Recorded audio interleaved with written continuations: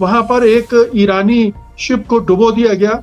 मैं अभी army chief Upendra Dwivedi का बयान सुन रहा था, जिसमें वो कह रहे थे कि हमने ही सूचना दी थी इजराइल और अमेरिका को उसकी लोकेशन की, एग्जैक्ट लोकेशन की, और इसी वजह से वो हमला कर पाए। और अभी एक नई सूचना और आ रही है कि जो चीन के तेल टैंकर खड़े हैं, अमेरिका ने कहा कि आप उन पर कब्जा कर लो। मतलब यह है कि संकट बहुत बड़ा है और सरकार का रवैया उस संकट से भागने वाला है। ये सरकार फंसी हुई है, जंग में भी जाकर फंस गई है, इसलिए सरकार भागे भागे फिर रही है। और अभी तो खबर आ रही है कि केमिकल वेपन्स भी इस्तेमाल होने लगे हैं। इजराइल ने न्यूक्लियर बम के इस्तेमाल की धमकी भी दे डाली है। ये कहीं ना कहीं कंप्रोमाइज्ड सरकार है। मजबूरी में इसने इजराइल से समझौते किए हैं, संधि की है। अंतरराष्ट्रीय जगत में भारत की छवि खराब हो रही है, उसकी जो साख है वो बर्बाद हो रही है। भारत तो पूरी तरह से इररेलेवेंट हो गया है मध्य पूर्व की इस जंग में। वो कहीं उसकी कोई हैसियत ही नहीं है कि आज उसको कोई पूछता ही नहीं है, उसकी कोई भूमिका ही नहीं है। पश्चिमी एशिया के आसमान में धमाकों का धुआं है, तेल के कुओं पर अनिश्चितता का साया है और खाड़ी देशों में लाखों भारतीय अपनी सुरक्षा को लेकर चिंतित हैं। लेकिन भारत की संसद में इस मुद्दे पर सरकार चर्चा से भाग रही है। विपक्ष ने आज पूरे दिन प्रदर्शन किया, चर्चा की मांग की, लेकिन कहा जा रहा है कि सरकार चर्चा नहीं करेगी। सरकार का कहना है कि जयशंकर ने तो दोनों सदनों में इसे लेकर बयान दे दिया, काफी है, अब चर्चा की जरूरत नहीं है। इसके बाद सवाल उठाए जा रहे हैं कि हमारा लोकतंत्र इतना कमजोर हो गया है कि एक संवेदनशील युद्ध पर संसद में चर्चा तक नहीं हो सकती। सरकार चर्चा से क्यों भाग रही है? क्या जवाबदेही से डरना अब नई कूटनीति है?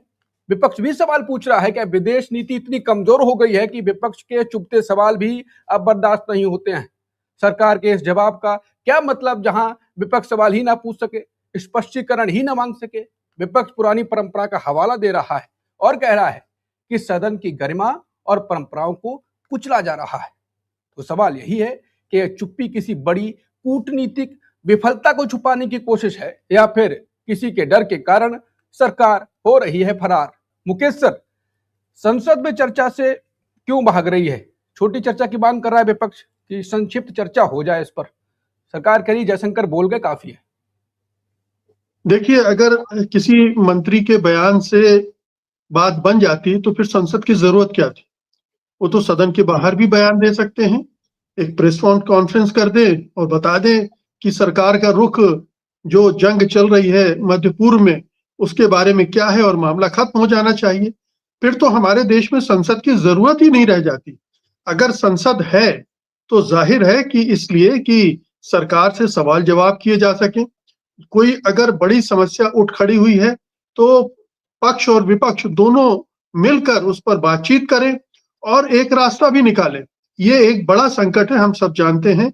मध्य पूर्व में जो वार चल रही है, जिसको 10 दिन हो रहे हैं, उसकी वजह से अंतरराष्ट्रीय बाजार में तेल की कीमत $117 प्रति बैरल पहुंच गई है और कहा जा रहा है कि अगले एक हफ्ते में ये $150 प्रति बैरल तक पहुंच सकती है, जिसका सीधा सा मतलब है कि भारतीय अर्थव्यवस्था के लिए तबाही।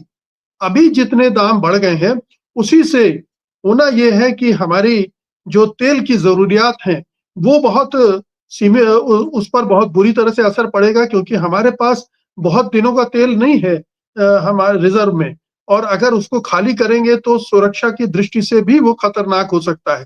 तो उसका असर फिर हमारी महंगाई पर पड़ेगा, क्योंकि अगर तेल महंगा होता है, और अब किसी भी दिन ये सरकार घोषणा कर सकती है कि डीजल और पेट्रोल के दामों में बढ़ोतरी होने जा रही है। अभी पिछले हफ्ते ही उसने गैस के दाम बढ़ाए। मतलब यह है कि संकट बहुत बड़ा है और सरकार का रवैया उस संकट से भागने वाला है। सरकार फंसी हुई है, वो जानती है कि अगर इस पर बातचीत हुई, इस पर चर्चा हुई, तो सबसे पहले प्रधानमंत्री कटघरे में खड़े हो जाएंगे, उनकी सरकार कटघरे में खड़ी हो जाएगी, क्योंकि सरकार का रवैया और प्रधानमंत्री का रवैया हम देख रहे हैं लगातार कि एक कायरतापूर्ण रहा है, डरपोक वाला रहा है। वो सवालों से भागती है और परिस्थितियां कुछ ऐसी है जिनसे ये साबित होता है कि ये सरकार फंसी हुई है, जंग में भी जाकर फंस गई है। अब आप देखिए, जंग के शुरू होने के 4 दिन पहले प्रधानमंत्री मोदी इजराइल पहुंच गए थे और ये सब जानते हुए पहुंच गए थे, और वहां पर उन्होंने इजराइल के साथ तमाम तरह की संधियां भी कर ली। ये बताता है कि सरकार फंसी हुई है। ये सवाल उससे पूछे जाएंगे कि आपने ऐसा क्यों किया था। फिर आप देखिए कि भारतीय जो हिंद महासागर है उसके इंटरनेशनल वाटर जो बिल्कुल करीब है, वहां पर एक ईरानी शिप को डुबो दिया गया, टारपीडो कर दिया गया, पनडुब्बी से हमला करके 86 लोगों को मार डाला गया। और मैं अभी आर्मी चीफ उपेंद्र द्विवेदी का बयान सुन रहा था, जिसमें वो कह रहे थे कि हमने ही सूचना दी थी इजराइल और अमेरिका को उसकी लोकेशन की, एग्जैक्ट लोकेशन की, और इसी वजह से वो हमला कर पाए।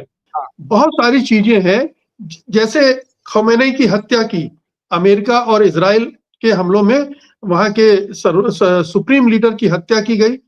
हमारे प्रधानमंत्री, हमारी सरकार ने कुछ भी बोलने से इनकार कर दिया। इसका क्या मतलब है? कोई टिप्पणी नहीं। और कई दिन बाद जाकर फिर जयशंकर ने शोक पुस्तिका पर दस्तखत किए। प्रधानमंत्री को जाना चाहिए था, राष्ट्रपति को जाना चाहिए था, कोई नहीं गया। एक बयान सरकार की तरफ से नहीं आया इस बारे में। ये क्या बताता है? ये स्पष्ट है कि ईरान पर हमला थोपा गया है। ईरान हमला नहीं चाह रहा था, ईरान ने सारे शर्तों को मानने में राजी हो गया था, इसके बावजूद हमला किया गया। तो भारत सरकार की विदेश नीति, कूटनीति बिल्कुल सिर के बल खड़ी हो गई है। वो इजराइल और अमेरिका की गोद में बैठ गई है। और जिस तरह से अमेरिका ने कहा कि अब आप रूस से 1 महीने तक तेल खरीद सकते हैं, इसका मतलब ये है कि अमेरिका आपको तेल खरीदने से रोकता है, अमेरिका आपको तेल खरीदने की इजाजत देता है, कितना तेल खरीदेंगे ये भी बताता है। और अभी एक नई सूचना और आ रही है कि जो चीन के तेल टैंकर खड़े हैं, अमेरिका ने कहा कि आप उन पर कब्जा कर लो। अब क्या भारत सरकार उन पे भी कब्जा करेगी? ये तमाम चीजें हैं जो सरकार को कटघरे में खड़ा कर रही हैं, और सरकार के पास इनके जवाब नहीं है। इसलिए सरकार भागे भागे फिर रही है। सरकार जवाब देने के लिए तैयार नहीं है कि दरअसल इन तमाम प्रश्नों के जो मुद्दे उठ रहे हैं उस पर उसने ये फैसले क्यों किए, और आगे की रणनीति उसके पास क्या है। जब ऐसी परिस्थितियां बनी हैं तो भारत जैसे देश की भूमिका क्या बनती है? वो कहे कि भाई युद्ध रोको, युद्ध रोकने के लिए अपनी तरफ से प्रयास शुरू करें, विभिन्न देशों को मोबिलाइज करें, दोनों तरफ, दोनों पक्षों को कहें कि भाई बातचीत की टेबल पर आओ। लेकिन नहीं, वो एक शब्द नहीं बोल रही, एक मूव भी नहीं दिख रहा है कि सबसे ज्यादा असर हमारे जैसे देशों पर पड़ने वाला युद्ध का। लेकिन इस सरकार में कोई चिंता ही नहीं दिख रही है कि ये युद्ध रोकने के लिए उसे कोई प्रयास भी करना चाहिए। ऐसी सूरत में तो ये भारत सरकार का दायित्व बनता है, जिम्मेदारी बनती है कि वो आगे बढ़कर दोनों पक्षों से कहे कि भाई ये इतनी बड़े पैमाने पर जो आप हत्याएं कर रहे हैं, खास तौर पर अमेरिका और इजराइल, ये रोका जाना चाहिए। ये पूरी दुनिया के लिए ठीक नहीं है। और अभी तो खबर आ रही है कि केमिकल वेपन्स भी इस्तेमाल होने लगे हैं। इजराइल ने न्यूक्लियर बम के इस्तेमाल की धमकी भी दे डाली है। तो ये चीजें कहां तक फैल रही हैं, और भारत जैसे विशाल देश की इसमें कोई भूमिका है या नहीं? तो भविष्य का भी रोड मैप बताने के लिए तैयार नहीं है सरकार। पहले तो पीएम मोदी ने एक ट्वीट भी नहीं किया, सरकार की तरफ से भी चुप्पी रही खामनेई की मौत के बाद। फिर जब दबाव पड़ा तो कहा गया कि विक्रम मिस्री वहां पर पहुंचे श्रद्धांजलि, और उन्होंने हस्ताक्षर भी कर दिए। तो फिर खबर आई कि आखिरकार दबाव के कारण सरकार कुछ बोली है। सरकार ही संसद में बोल रही थी जयशंकर, तो कम से कम खामनेई का जिक्र क्यों नहीं किया? फिर वहां पर भी सरकार, यहाँ पर भी सरकार, अंतर क्यों आया? ये फिर यही तो सवाल है कि सरकार बच रही है। ऐसे सवालों से बच रही है, ऐसे चीजों से कन्नी काट रही है जिसमें फंस सकती है। और इसीलिए केवल एक वक्तव्य पढ़कर जयशंकर फारिग हो लेना चाहते हैं। सरकार रस्म अदायगी कर देना चाहती है कि हमने तो अपना स्टैंड संसद के अंदर क्लियर कर दिया, लेकिन किसी सवाल का जवाब नहीं देना चाहते वो, क्योंकि वो जानते हैं कि जैसे ही इस पर चर्चा होगी, सरकार के विपक्ष के पास इतने सारे सवाल और इतना सारा मसाला है कि प्रधानमंत्री घिर जाएंगे, सरकार घिर जाएगी और फजीहत शुरू हो जाएगी। जैसे पिछले जो इस बजट सत्र के पहले हिस्से में जो हुआ, जो राहुल गांधी के भाषण से हुआ, वो फिर दोबारा से शुरू हो जाएगा। तो ये सरकार डरी हुई है, ये कायर सरकार है, इसके पास जवाब नहीं है और ये कहीं ना कहीं कंप्रोमाइज्ड सरकार है। ये दबाव में काम कर रही है, मजबूरी में काम कर रही है। मजबूरी में इसने इजराइल से समझौते किए हैं, संधि की है। मजबूरी में ये अमेरिका के तमाम निर्देशों का पालन कर रही है। तो जाहिर है कि जो सरकार इतने सारे मामलों में फंसी हो, कंप्रोमाइज्ड हो, उसके लिए सदन में खड़े होकर विपक्ष के सवालों का, धारदार तीखे सवालों का जवाब देना नामुमकिन है। अगर प्रधानमंत्री में दम है तो वो राहुल गांधी और के सवालों का जवाब दे दें, दोनों अपने अपने पक्ष रख दें। राहुल गांधी सवाल पूछ लें, प्रधानमंत्री उनके जवाब दे दें। लेकिन ये नहीं होगा, क्योंकि प्रधानमंत्री तो सामना करने से भी भाग रहे हैं, राहुल गांधी के सामने पढ़ना भी नहीं चाहते हैं। जयशंकर को तो छोड़ दिए, जयशंकर मैं समझता हूं एक छोटे मोहरे हैं जिनका इस्तेमाल मोदी जी और उनकी सरकार कर रही है। लेकिन मोदी जी बुरी तरह से फंसे हुए हैं, बुरी तरह से फंसे हुए हैं, इसलिए सदन के अंदर वो जवाब देने की स्थिति में नहीं है। वो जानते हैं कि अगर इस मुद्दे पर चर्चा हुई तो उनकी फजीहत होगी, लेकिन विपक्ष भी छोड़ने के मूड में नहीं है। विपक्ष भी इसको पूरा लॉजिकल एंड तक ले जाने की कोशिश कर रहा है, पूरा दबाव बना रहा है, पूरा माहौल बना रहा है।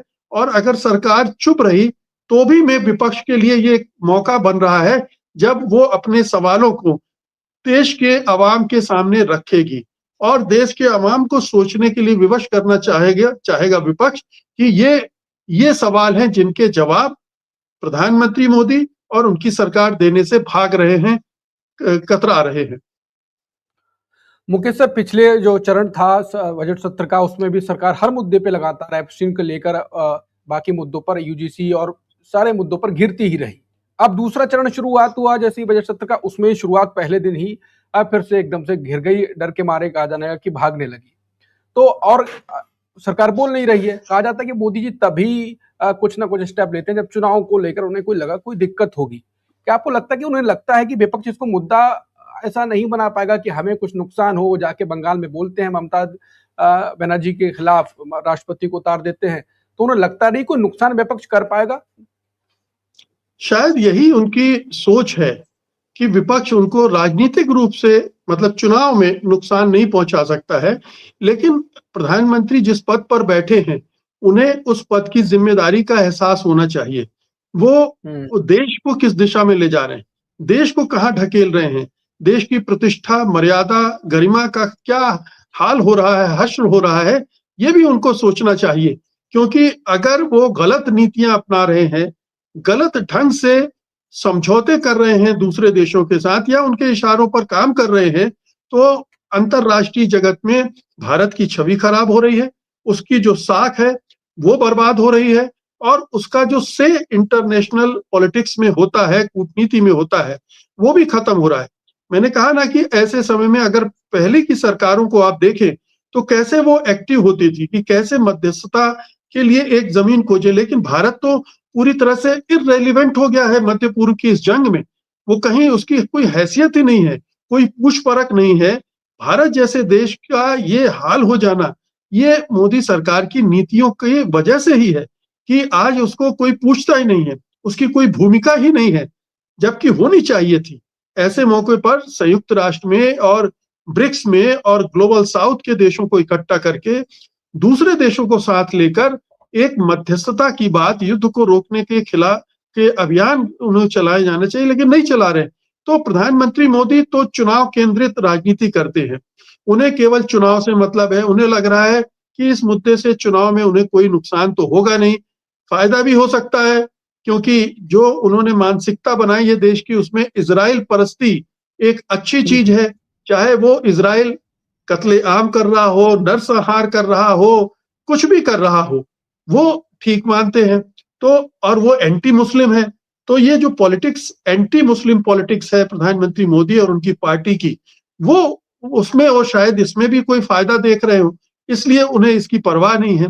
लेकिन जो सवाल हैं, अगर वो उनसे भाग रहे हैं और उनके जवाब नहीं दे रहे हैं, तो इससे देश के मन में ये संदेह पैदा होना लाजमी है कि हमारा प्रधानमंत्री कंप्रोमाइज तो नहीं है, हमारा हमारे प्रधानमंत्री को कहीं किसी तरह से मजबूर तो नहीं किया जा रहा है कि वो एक खास तरह की नीतियां अपनाएं और जो भारत का एक नैतिक और एक उस तरह का स्टैंड होता था अंतर्राष्ट्रीय मंचों पर, उससे वो अपनी भूमिका को अलग कर ले। तो ये बहुत दुर्भाग्यपूर्ण स्थिति है और मुझे लगता है कि ये सत्र भी इसी तरह के विवाद से साफ हो जाएगा।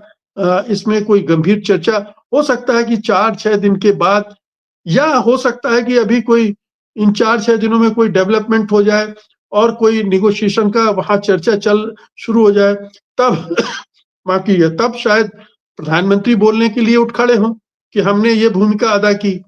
लेकिन अभी तो वैसी कोई भूमिका हमें दिख नहीं रही।